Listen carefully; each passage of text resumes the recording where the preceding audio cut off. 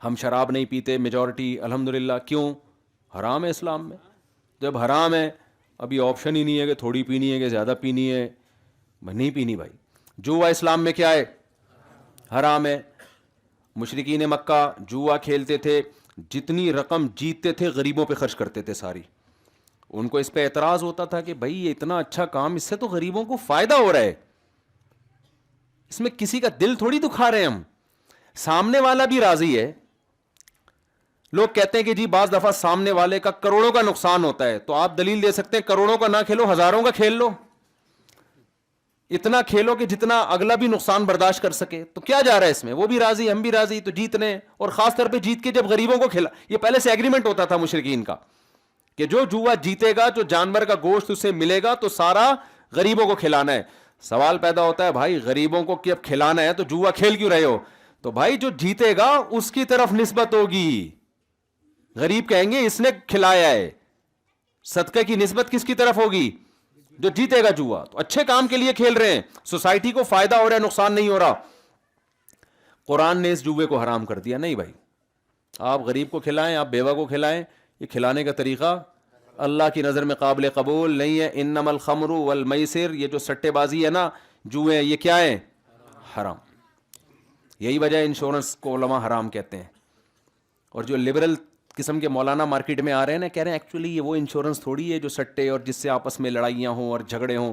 اس insurance میں تو یہ ہوتا ہے کہ آپ نے بیمہ پالیسی کروائی اور بچے ابا کا اچانک انتقال ہو گیا تو بچوں کا کیا ہوگا؟ یہ مولوی تو چندے لے لیتے ہیں، ایک عام آدمی بیچارہ کہاں جائے گا؟ نہیں یہی بات سمجھ میں بھائی؟ وہ یتیم ہو گیا تو بچوں کو ابا کی انشورنس کروائی ہوئی، وہ بیمہ پالیسی لی ہوئی تھی نا، لائف انشورنس. ابا مر جائیں گے تو بچوں کو کیا ملے گا؟ پیسہ ملے گا. تو کتنا زبردست تحفظ مل رہا ہے. انشورڈ، اب ہر آدمی کیا ہو گیا ہے؟ انشورڈ، محفوظ ہو گیا ہے. او بھائی یہ گنتیاں ہیں، یہ کیا ہیں؟ یہ جو ہے نا گنتی. ایک صاحب مجھے کہنے لگے میں اپنی گاڑی انشورڈ اگر کرواتا ہوں تو میری گاڑی سیو ہو جائے گی.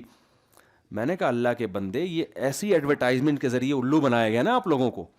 اگر آپ کی گاڑی چوری نہیں ہوتی، حادثہ نہیں ہوتا، پھر نقصان 100% یقینی ہے. جو قسطیں آپ نے بھری ہیں وہ قسطیں قیامت تک آپ کو بولو نہیں ملیں گی، وہ گئی. حادثہ ہونے کا امکان اتنا نہیں ہے جتنا یہ تو 100% ڈوب رہی ہیں قسطیں آپ کی. حادثہ ہو گیا تو ڈبل کر کے مل جائیں گی. تو ڈبل کو دیکھ رہے ہو، یہ نہیں دیکھ رہے کہ نہیں ہوا. تو انشورنس کمپنی جس طرح سے پیسے کما رہی ہے نا، شریعت میں پیسے کمانے کا یہ طریقہ جائز نہیں ہے کہ آپ کسی کی موت کے ساتھ پیسے کو مشروط کر دیں. دیکھو میں آپ سے 1 کروڑ روپے لیتا ہوں، انشورنس کمپنی میں یہی ہو رہا ہے.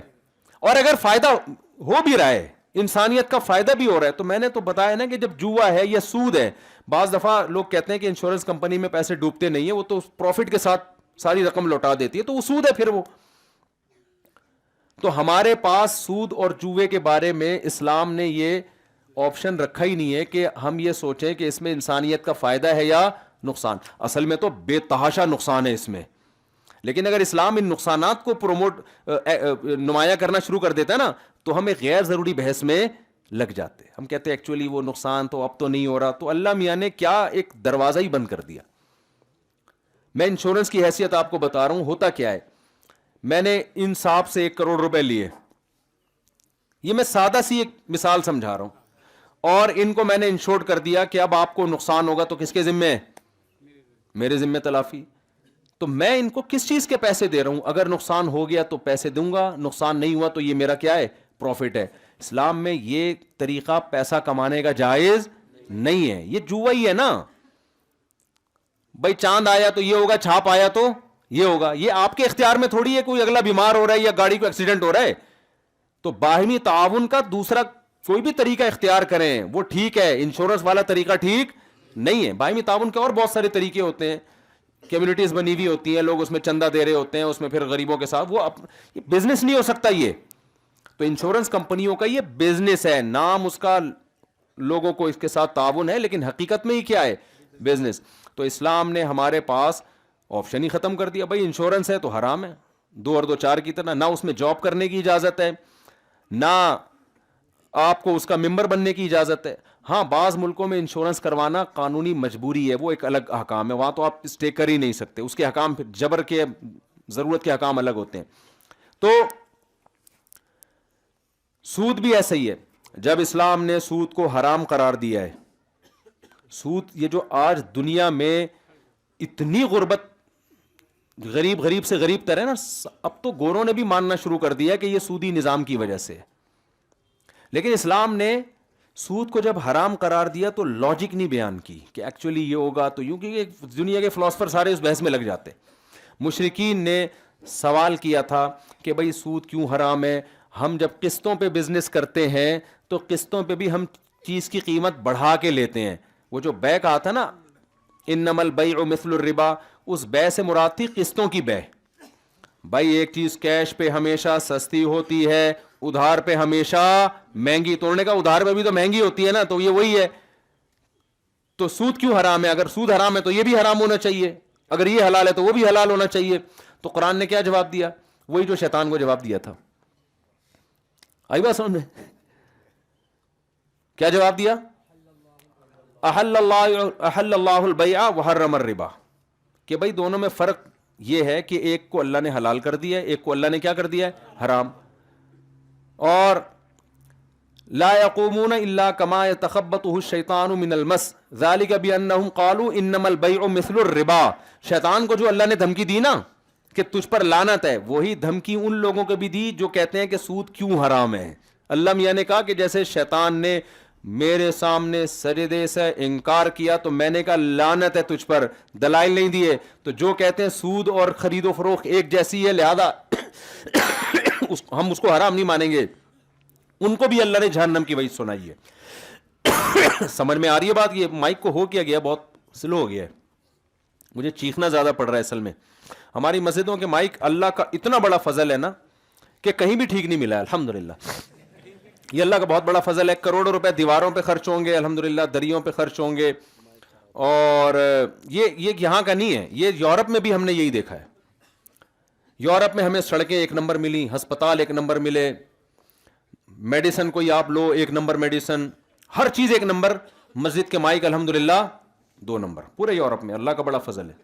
یہاں تو پھر بھی بول رہے ہیں, ورنہ تو بیچ میں ہی بند ہو جاتے تھے. ایک جگہ تو پھر میں نے بغیر مائک کے پورا بیان کیا ہے, 2-2.5 گھنٹے کا بغیر مائک کے مجمع میں چیخا ہوں گا, آپ خود سوچو میرا حال کیا ہوا ہوگا. تو یہ اللہ کا بہت بڑا فضل ہے الحمدللہ, یہ چیز ٹھیک ہونے والی نہیں ہے. تو ہم بات کو جلدی سے سمیٹ کے ختم کرتے ہیں. یہ میں اس لیے تنبیہ کر رہا ہوں کہ خدا کے بندو سب سے پہلا پیسہ لگاؤ مائک کے اوپر. 3 نمازیں جہری ہیں جن میں تلاوت سننے کو ملتی ہے, جمعے کا بیان ہوتا ہے. دیواریں اینٹیں بات کی چیزیں. اگر دیواریں اینٹوں کی وجہ سے مسجد کی عظمت ہے تو پھر مومن پنک میں چلے جاؤ یا شیرٹن ہوٹل میں چلے جاؤ, وہاں کی دیواریں مسجد کی دیواروں سے زیادہ خوبصورت ہوتی ہیں. سمجھتے ہو؟ تو اللہ میاں نے کیا کہا بھائی, انما البیع مثل الربا. یہ لوگ کہتے ہیں خرید و فروخت میں اور سود میں ایکچولی کیا فرق ہے؟ تو اللہ نے فرمایا لا یقومون الا کما یتخبطه الشیطان من المس. یہ جب پتہ چلے گا جب قبروں سے یہ لوگ زندہ ہو کے اٹھیں گے, اس وقت جو ان کی بوکھلاہٹ ہوگی نا اس سے پتہ چلے گا کہ کیا فرق ہے. تو اللہ میاں نے یہاں دلیل سے جواب بولو نہیں دیا, اور اللہ کو ضرورت بھی نہیں ہے, کیونکہ اللہ بھی اگر ایکچولی کر کے سمجھانا شروع کر دے تو پھر اللہ میں اور مخلوق میں فرق کیا رہ گیا؟ وہ 3 جانور تھے نا, ایک اونٹ اور ایک بیل اور ایک دمبا, یہ تینوں سفر کر رہے تھے. بھوک لگی تو گھاس کی ایک گٹھری. اب گٹھری ایک ہے, بندے کتنے ہیں؟ 3. میں اشارہ بھی کرتا ہوں تاکہ آپ لوگ ایسا نہ کچھ غلط بول دیں. کچھ لوگ سو رہے ہوتے ہیں, ان کو پتہ ہی نہیں ہوتا کہ کہنا کیا ہے. اب تینوں میں پھڈا ہو گیا کہ بھائی یہ گٹھری کون کھائے گا. تو دمبے نے کہا کہ دیکھو جو ہم میں سب سے قدیم ہونا ثابت کر دے نا وہ اس گٹھری کا حقدار ہے. دمبے کا خیال تھا میں ابراہیم علیہ السلام کے دور میں, ویسے یہ روایت ضعیف ہے, ذبح کیا گیا تو میں تو اتنا پرانا ہوں. تو اونٹ نے کہا چلو ٹھیک ہے بھائی. تو دمبے نے کہا دیکھو میں تو ابراہیم علیہ السلام نے جب بیٹا ذبح کیا تو وہ نہیں ہوئے, تو مجھے ذبح کیا, میں اتنا پرانا, لہذا یہ گٹھری کس کا حق ہے؟ میرا. بیل نے کہا جب آدم علیہ السلام دنیا میں آئے تھے تو ہل تیرا باپ چلاتا تھا ہے بھائی, کھیتی باڑی کے لیے. ہل کون چلاتا تھا؟ بیل. ورنہ کھیتی باڑی کہاں سے ہوتی, کھانا کہاں سے ملتا ان کو؟ تو اس کا مطلب میں آدم علیہ السلام کے زمانے سے ہوں. اب تو ہسٹری ختم ہو گئی آدم علیہ السلام سے پیچھے کی. اونٹ پریشان کہ یار میں کیا کروں ہے بھائی. تو اونٹ نے کیا کیا, وہ گٹھری اٹھا کے اپنی گردن پہ رکھی. انہوں نے بولا بھائی اپنا پرانا ہونا ثابت کرو. اونٹ نے کہا میں نہیں ہوں پرانا. انہوں نے کہا پھر یہ گٹھری ہمیں دو. انہوں نے کہا کسی کے باپ میں دم ہے تو لے لے. تو بدماشی کے, دادا گیری کے حکام کیا خیال ہے, الگ ہوتے ہیں. لیکن اونٹ کو یہ حق نہیں تھا کیونکہ وہ زمین کا بادشاہ نہیں ہے. اللہ زمین کا بادشاہ ہے, اس کے ذمے نہیں ہے کہ جب وہ کہے یہ ناجائز ہے, یہ حلال ہے, یہ حرام ہے, تو وہ ہمیں سمجھانے بیٹھ جائے. بلکہ وہ کیا کہتا ہے, وما اوتیتم من العلم الا قلیلا. مشرکین نے پوچھا یا مسلمانوں نے پوچھا کہ یہ روح کیا چیز ہے انسان کی باڈی میں, تو قرآن نے کہا کہ قل الروح من امر ربی, اللہ کا حکم ہے جب جسم میں ہوتا ہے تو زندہ ہوتا ہے, نکل جاتا ہے تو انسان مردہ. اے اللہ یہ جواب سے ہم ایکچولی مطمئن نہیں ہوئے. یہ ہم سوال, اللہ نے سوال کا اگلی آیت میں جواب خود ہی دے دیا. اللہ کو پتا تھا یہ لوگ فوراً کہیں گے کہ یار یہ ایکچولی یہ سمجھ میں نہیں آیا, یہ تو اللہ میاں نے اتنی مبہم سی بات کر دی. تو آگے اللہ نے فرمایا وما اوتیتم من العلم الا قلیلا, تمہیں نالج بہت تھوڑی دی گئی ہے. تمہارا مینٹل لیول اس جواب کو سمجھنے کی صلاحیت میں تو سمجھا دوں گا, تمہاری کھوپڑی میں نہیں آئے گا. میں نے تمہارا دماغ محدود پیدا کیا ہے, تو یہ اپنے سے اوپر کی بات نہیں سمجھتا ہے. سمجھتے ہو گے نہیں سمجھتے؟ تو اس لیے اللہ ہمیں ہر بات نہیں سمجھاتا, آرڈر دیتا ہے. تو اللہ میاں نے آرڈر دیا سود حرام ہے. اب آپ توبہ کر لو. جو سودی بینکوں میں جاب کر رہے ہیں ایکچولی کو نکال کے کیا کرو بھائی, کیونکہ نبی نے فرمایا سود لینے والے پر بھی لعنت, دینے والے پر بھی لعنت, سود پر گواہ بننے والے پر بھی لعنت, اور سودی لین دین کو لکھنے والے پر بھی لعنت. 4 قسم کے معاملات میں اگر آپ انوالو ہو تو آپ سودی بینک کی جاب چھوڑ دو. ان چاروں میں سے نہیں ہو تو پھر گنجائش ہے. چوکیدار ہے کوئی, وہ تو پیسوں کی حفاظت کر رہا ہے نا, فی نفسی پیسے تو لوگوں کی امانتیں ہیں. یا کوئی گیس بجلی کا بل جمع کرنے کے لیے بیٹھا ہوا ہے, وہ ایک الگ چیز ہے. لیکن ان چاروں معاملات میں سے کسی میں بھی آپ انوالو ہو, یا لوگوں کو ترغیب دے دے کے اکاؤنٹ کھلوا رہے ہو سودی اکاؤنٹ, تو وہ الدال علی الخیر کفاعلی ہے. نیکی کی طرف رہنمائی کرنے والا بھی ایسے جیسے کرنے والا, تو برائی کی طرف رہنمائی کرنے والا بھی ایسے جیسے. تو یہ کام نہ کرو. آپ سمجھتے ہو انشورنس کمپنی میں آپ اپنی گاڑیوں کو انشور نہ کرواؤ. آپ تکافل اختلافی چیزیں, ہمیں اس پر اطمینان نہیں ہے, لیکن بہرحال حضرت مفتی تقی صاحب بہت بڑے عالم ہیں, ان کا فتویٰ جواز کا. تو جب اختلاف آ جاتا ہے تو اس میں احتیاط یہ ہے کہ بچوں, گنجائش یہ ہے کہ کر لی جائے. تو اس میں پھر وہ ویس والی سختی نہیں رہتی ہے. میں نے تو ایک تکافل پہ بہت کام کیا 1 سال. تو ہمارے جامعۃ الرشید میں 2-3 حضرات ہیں جن کو اس پر اطمینان نہیں ہے, احقر سمیت. تو لیکن یہ کہ بہرحال اختلافی مسئلہ ہے, وہ اپنے اختیار سے نہ کرو. سمجھتے ہو؟ اچھا تکافل کا آلٹرنیٹ کیا ہے یا انشورنس کا آلٹرنیٹ کیا ہے, وہ پھر کر دیا تو بات بہت لمبی ہو جائے گی. بھائی خود 8-10 لوگ مل کے بھی تو اپنا کوئی سیٹ اپ بنا سکتے ہیں نا. لیکن ابھی اس پہ سارا بیان چلا جائے گا اگر میں اس کا متبادل بتانا شروع کر دوں. تو آپ نے کیا کرنا ہے بھائی, اللہ میاں نے سود کو حرام کر دیا, تو اگر کوئی سودی بینک میں جاب کر رہا ہے تو پہلی فرصت میں چھوڑنے کی کوشش. اب تو اسلامک بینک کی کتنے آ گئے ہیں, سودی بینکوں میں اسلامک ونڈوز میں اپنا ٹرانسفر کروا لو.